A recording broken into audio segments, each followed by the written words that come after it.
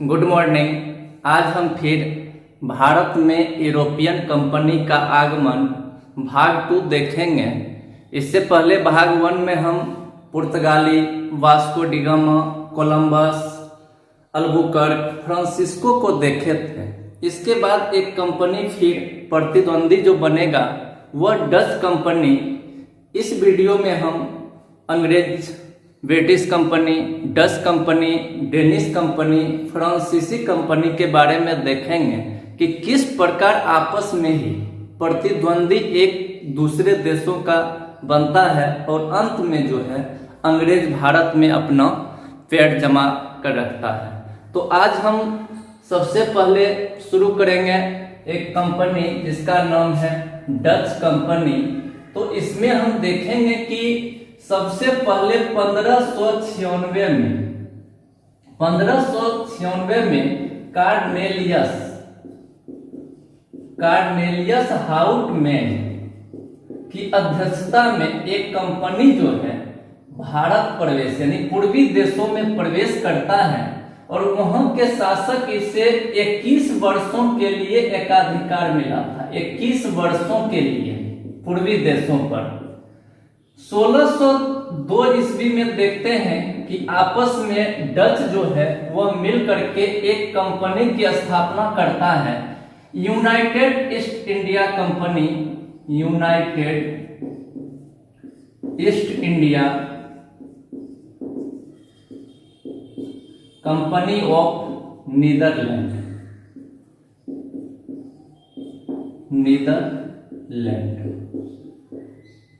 और 1605 में देखेंगे कि यह कंपनी जो है सबसे पहला अपना फैक्ट्री जो है मसूलीपट्टनम में बनाता है। मसूलीपट्टनम सबसे प्रथम फैक्ट्री मसूलीपट्टनम में। इसी में पढ़े थे, इसमें पुर्तगाल के बारे में पढ़े थे कि जो अपना पहला फैक्ट्री जो है कोचिन में बनाया था। 1605 में डच कहाँ बनाया है? मसूलीपट्टनम में। और 1610 ईस्वी में यह जो है दूसरी अपनी फैक्ट्री जो है पुलिकट में बनाता है। पुलिकट। और इसी पुलिकट को डच अपना क्या बनाता है? राजधानी। 1610 ईस्वी में।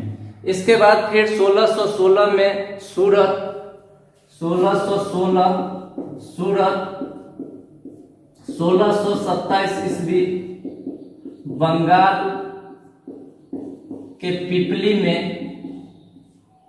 इस प्रकार देख रहे हैं कि यह मसूलीपट्टनम से यानी दक्षिण भारत से होते हुए बंगाल में प्रवेश किया है और बंगाल के पिपली में 1627 ईस्वी में।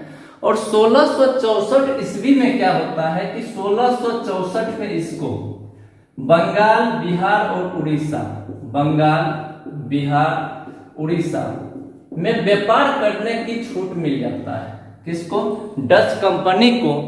और 1690 में देखते हैं कि वह अपना जो है मसूलीपट्टनम जो बनाया था मुख्यालय, पुलिकट को राजधानी बनाया था। पुलिकट उसके स्थान पर यह क्या करता है? इसको बदल करके नागपट्टनम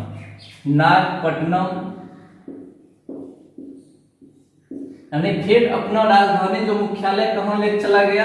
1690 ईस्वी में पुलिकट से नागपट्टनम लेकर चला जाता है। और अंत में देखेंगे एक 1759 ईस्वी में, 1759 में क्या होता है? बेदरा का युद्ध। इसमें अंग्रेज प्लस डच, इसमें जो है डच पूरी तरह से पराजित होता है। अंग्रेज यहाँ क्या होता है? विजय। तो इसमें जो है हम बस 2 चीज ध्यान रखेंगे कि यह जो है 1596 ईस्वी में आया था कहाँ? भारत। और अपना राजधानी जो है अपना मुख्यालय पुलिकट को बनाया। और 1690 ईस्वी में पुलिकट के जगह पर नागपट्टनम को।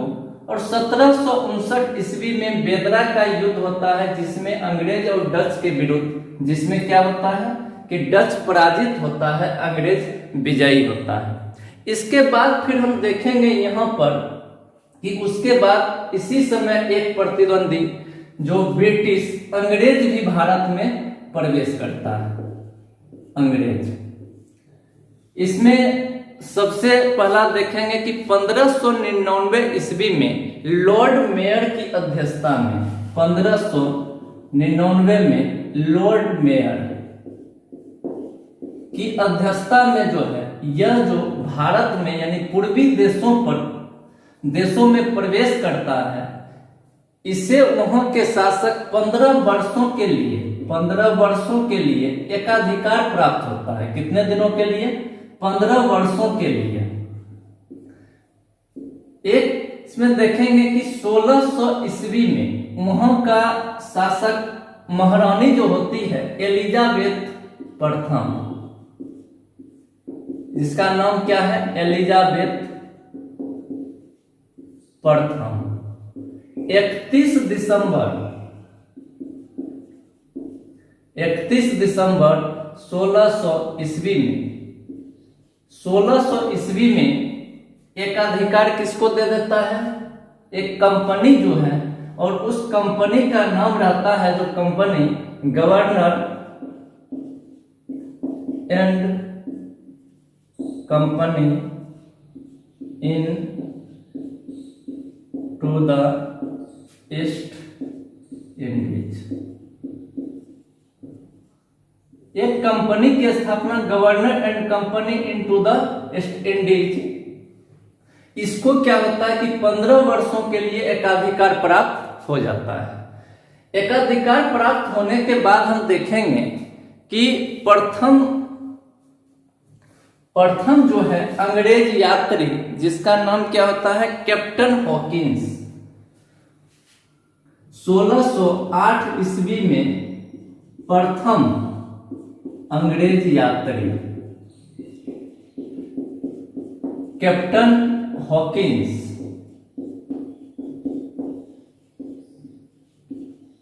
यह हेक्टर नामक जहाज से, किस जहाज से? हेक्टर नामक जहाज से भारत प्रवेश करता है। भारत प्रवेश करने के बाद उस समय जो है मुगल सम्राट जहांगीर रहता है। जहांगीर के नाम एक पत्र लेकर के भारत में क्या करता है? प्रवेश करता है। और प्रवेश करने के बाद उस समय ब्रिटिश जो सम्राट था, ब्रिटिश सम्राट जेम्स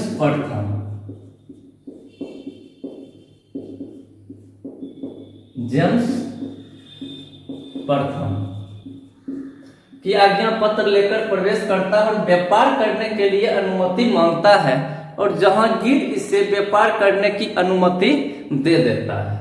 उसके बाद क्या होता है कि व्यापार करने की अनुमति मिल जाता है, और यह 1608 ईस्वी में सूरत में अपनी प्रथम फैक्ट्री की स्थापना करता है। कहां? सूरत में।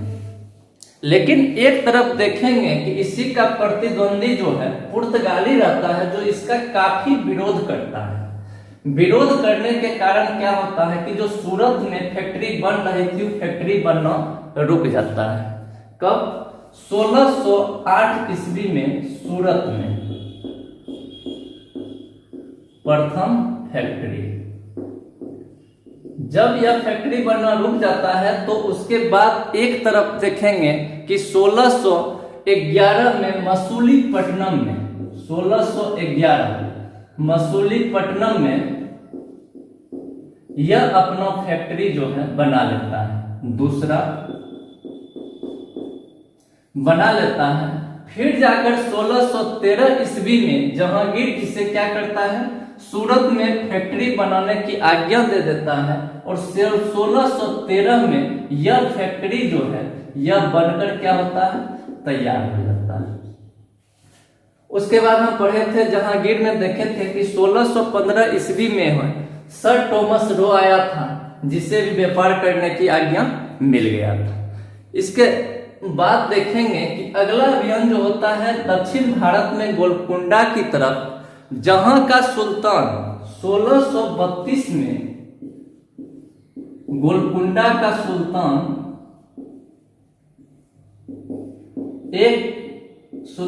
सुनहरा फरमान जारी करता है। यह क्या होता है? सुनहरा या अधिकार पत्र होता है जिसमें 500 पेगोडा वार्षिक कर के बदले वहां व्यापार करने की 500 पेगोडा क्या करना था? टैक्स देना था किसको? गोलकुंडा के सुल्तान को, और वहां पे इसको व्यापार करने का आज्ञा दे देता है। फिर उसके बाद देखेंगे कि 1651 ईस्वी हुगली, 1651 ईस्वी में बंगाल में पड़ता है हुगली, वहां पे यह अपना फैक्ट्री स्थापित करता है। हुगली में फैक्ट्री,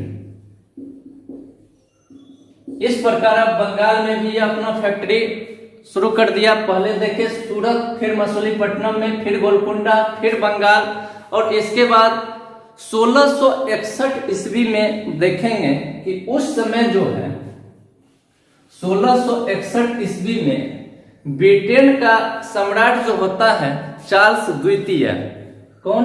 चार्ल्स द्वितीय, और उस समय एक पुर्तगाल राजकुमारी रहती है जिसका नाम रहता है कैथरीन। 1661 में ब्रिटिश शासक, क्या नाम रहता है? चार्ल्स द्वितीय। चार्ल्स द्वितीय पुर्तगाली राजकुमारी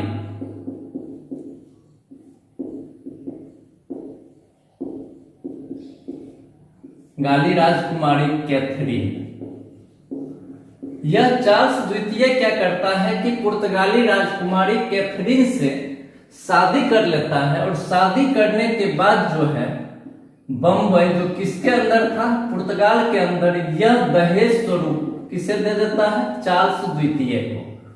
बम्बई क्या मिल गया? चार्ल्स द्वितीय को दहेज स्वरूप मिल जाता है। और उसके बाद 1668 ईस्वी में जो अंग्रेज ब्रिटिश कंपनी थी, governor and company into the east India, वह उसी को सौंप देता है। कौन? चार्ल्स द्वितीय। और सौंपने के बाद जो है बंबई का गवर्नर, बंबई का कंपनी जो है उस समय बंबई का गवर्नर गेराल्ड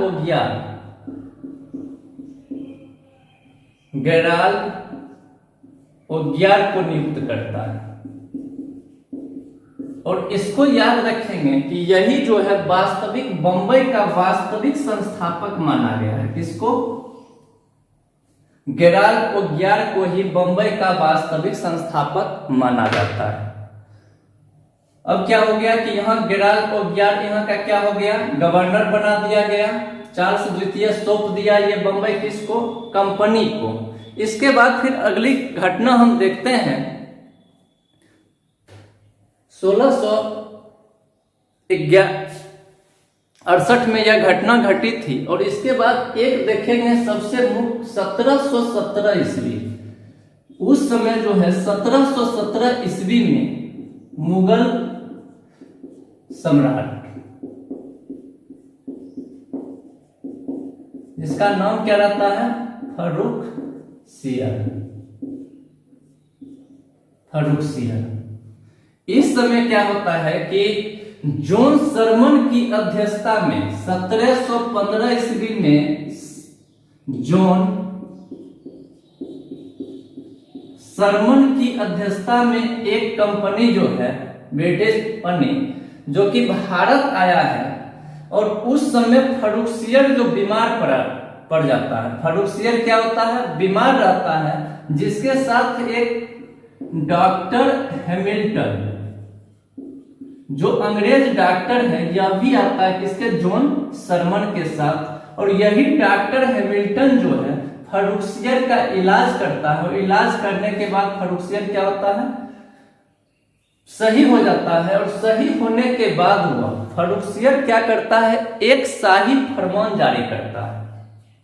यहाँ पे 1715 में जॉन शर्मन की अध्यक्षता में भारत जो है एक कंपनी आई है, जहां एक डॉक्टर हैमिल्टन क्या होता है, अंग्रेज रहता है, फर्रुखसियर का इलाज करता है और फर्रुखसियर क्या होता है कि स्वस्थ हो जाता है। और स्वस्थ होने के बाद फर्रुखसियर जो है एक शाही फरमान, इस फर्रुखसियर के बारे में हम जहांगीर में देखे थे कि यही राजा जयसिंह को सवाई की उपाधि दिया था। किसको? राजा जयसिंह को। अब क्या होता है कि फर्रुखसियर 1717 ईस्वी में एक शाही फरमान जारी करता है। शाही फरमान, यह शाही फरमान क्या होता है कि यह एक प्रकार का अधिकार पत्र होता है। इसमें जो है कंपनी को मिलने वाला सारा अधिकार का वर्णन क्या होता है। तो सबसे पहला इसमें देखेंगे कि 3000 के बदले इसमें क्या हो गया कि 3000 वार्षिक कर, 3000 वार्षिक कर के बदले, वार्षिक कर के बदले बंगाल में मुक्त व्यापार, बंगाल में क्या हो गया? मुक्त व्यापार, बंगाल में मुक्त व्यापार। उसके बाद फिर दूसरा देखेंगे कि 10,000 वार्षिक कर के बदले क्या मिल गया? सभी टैक्सों में छूट,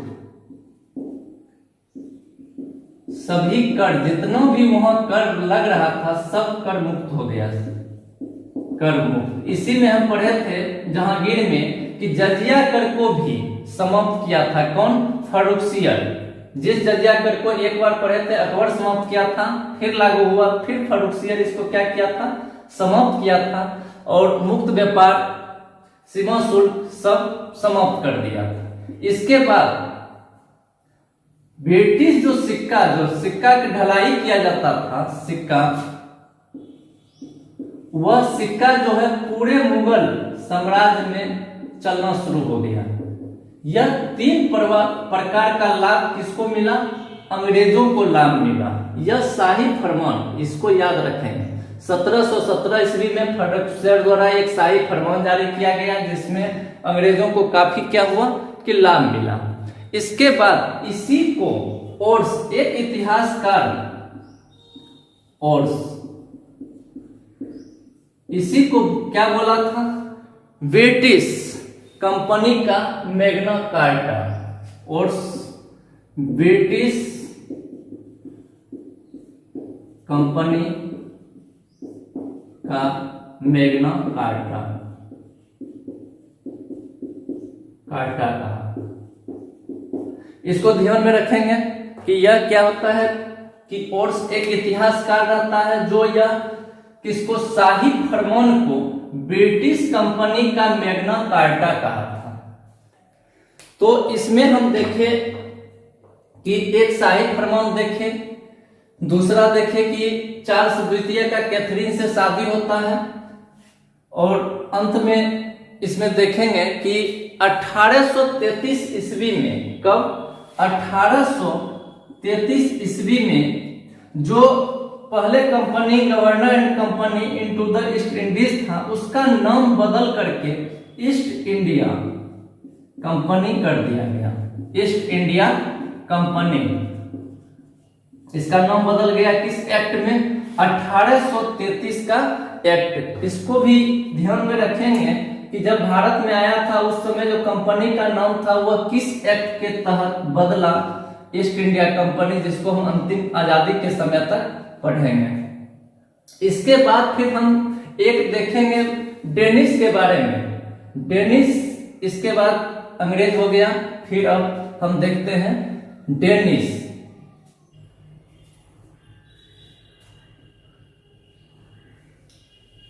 इसके बाद यहां देखेंगे अंग्रेजों के द्वारा कुछ बनाए गए जो किला, मुख्य रूप से अंग्रेज के द्वारा जो कुछ किला को याद रखेंगे, जैसे Fort William, Fort Saint David, Fort Saint George,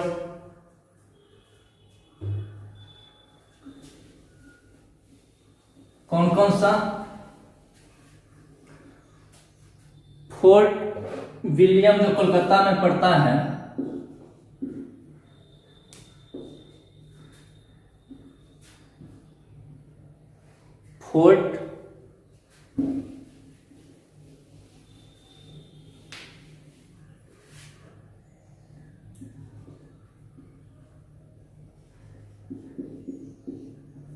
fort William, एक याद रखेंगे, फोर्ट विलियम। उसके बाद फोर्ट सेंट डेविड,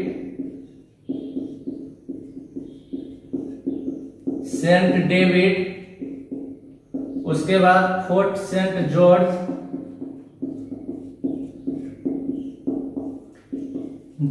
यह 3 मुख्य अंग्रेज के द्वारा जो बनाया गया है कि एक तो कोलकाता में पड़ता है और 2 जो है वह दक्षिण भारत में पड़ता है।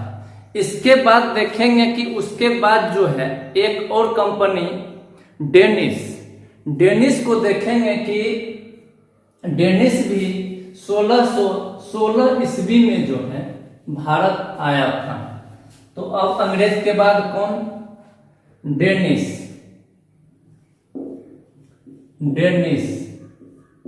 यह जो है 1616 ईस्वी भारत प्रवेश किया था। कब? 1616 ईस्वी में। और 1620 ईस्वी में तंजौर के त्रावणकोर,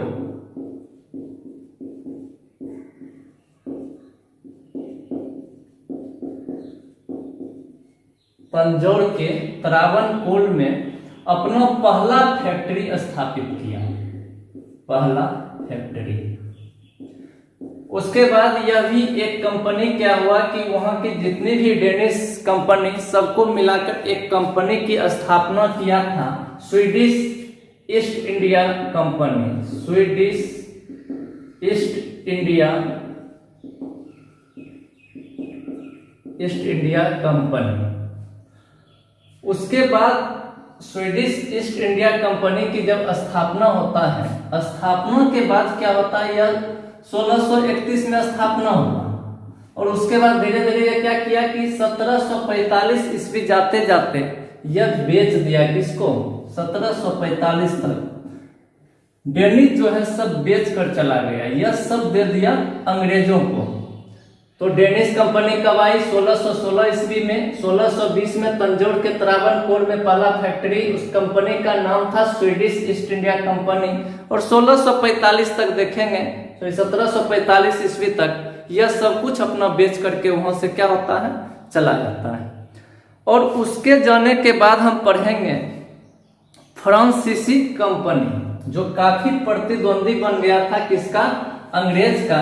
और उस समय फ्रांस में जिस समय कंपनी आई थी उस समय फ्रांस का शासक लुई 14वां था।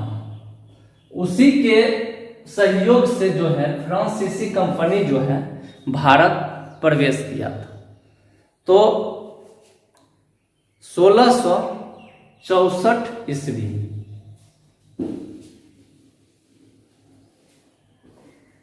अब किसको देखेंगे? फ्रांसीसी कंपनी।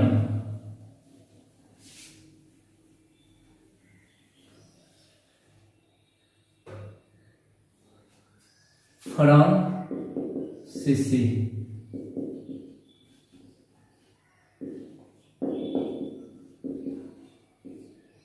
यह जो है उस समय वहां का शासक कौन था? लुई 14वां। 1664 ईस्वी में यह जो है कंपनी जो है भारत प्रवेश करता है। सबसे पहले जो है 1664 में आने के बाद एक कंपनी का नाम था company and the oriental, company and the oriental. यह भारत प्रवेश करता है लेकिन इसको कहीं भी सफलता जो है नहीं मिल पाता है। और नहीं मिलने के बाद फिर 1667 ईस्वी में एक दूसरी कंपनी जो फ्रैंको, इसका नाम याद रखेंगे, फ्रैंको कैरो की अध्यक्षता में भारत आता है। और 1668 ईस्वी में ही फ्रांसिस की पहली कोठी सूरत में बनाता है। पहली कोठी कहाँ? सूरत। सूरत में। अंतिम एक सीरियल में देखेंगे कि कब आया है और किस प्रकार जो पहली कोठी कहाँ कहाँ स्थापित किया गया। तो 1668 में क्या हो गया कि पहली कोठी यह कंपनी तो नहीं कुछ कर पाया, लेकिन फ्रैंको कैरो की अध्यक्षता में एक कंपनी आई जो पहली कोठी कहाँ स्थापित किया? सूरत में। उसके बाद एक जगह पड़ता है वलीकोडापुरम। कौन सा? वलीकोडापुरम। तो फ्रैंको मार्टिन। उसके बाद देखेंगे किसका? Franco Martin. तो फ्रैंको मार्टिन क्या करता है? उस समय बलिकाडोपुरम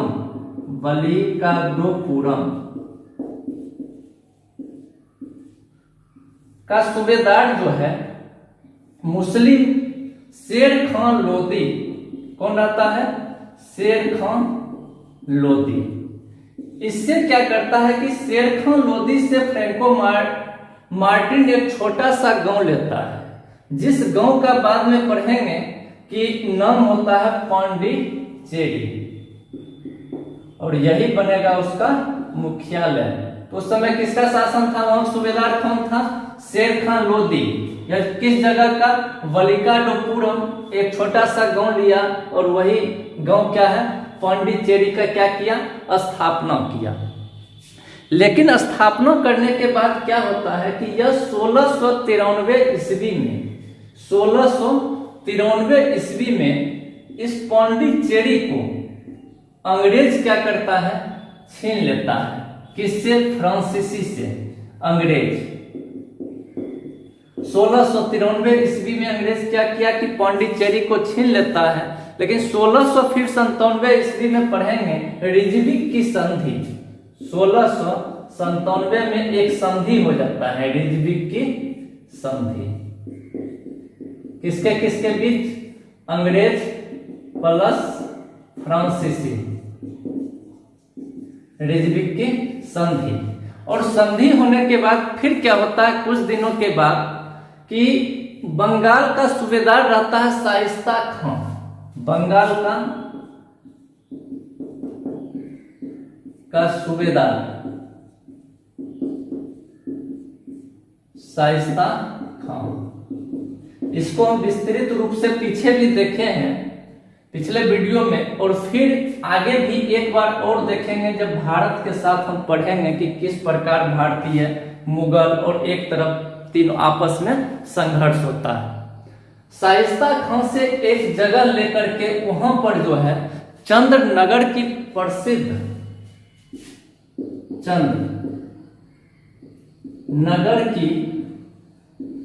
प्रसिद्ध फ्रांसीसी कोठी बनाया। बंगाल का सूबेदार कौन था? शाइस्ता खां। उससे एक छोटा सा गांव लेकर चंद्रनगर की प्रसिद्ध फ्रांसीसी कोठी बनाया गया। इसके बाद फिर हम देखेंगे कि एक इसको ग्राफ में हम समझेंगे, ग्राफ बना करके कि कौन पहले आया और कहां फैक्ट्री स्थापना किया। क्योंकि आने का क्रम पहले जैसे पढ़े थे वहां पे तो पुर्तगाली, डच, अंग्रेज, डेनिश और फिर फ्रांसीसी। तो एक ग्राफ में इसको हम देखते हैं।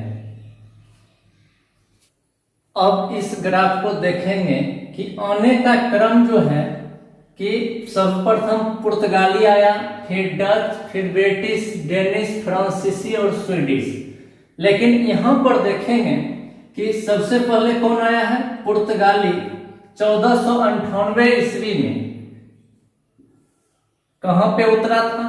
कालीकट। उसके बाद फैक्ट्री जो बनाया वह कोचिंग में। प्रथम यह फैक्ट्री बनाया गया है, किस जगह पे वह प्रवेश किया था और कब किया था। फिर देखते हैं ब्रिटिश 1600 ईस्वी में, और पढ़े कि 1596 में जो है डच आया था भारत। लेकिन डच क्या हुआ था कि 1596 में जो है वह पूर्वी क्षेत्रों पर सुमात्रा की तरफ चला गया था और लौटकर 1602 ईस्वी में वह भारत प्रवेश किया था। डच कहाँ किया था प्रवेश? मसूलीपट्टनम। और अपना पहला जो है कोठी फैक्ट्री भी स्थापना किया कहाँ? मसूलीपट्टनम। उसके बाद फिर देखेंगे डेनिस 1616 ईस्वी में कहाँ आया? सुतानौती। और सबसे पहला जो है त्रावणकोर में अपना फैक्ट्री स्थापना किया। फिर फ्रांसीसी 1664 ईस्वी कहाँ आया? सूरत। और सूरत में ही अपना प्रथम फैक्ट्री बनाया। उसके बाद स्वीडन 1731 में गोहनबर्ग और वहीं पे अपना क्या किया? फैक्ट्री बनाया। इस प्रकार सबका एक सारांश यहाँ देखे हैं। और अब जो है आगे जो है हम शुरू करेंगे आधुनिक भारत, और उसमें शुरू से हम देखेंगे और वहां भी हम ये सब जो जितनी कंपनियां हैं सबको फिर देखेंगे। थैंक यू, धन्यवाद।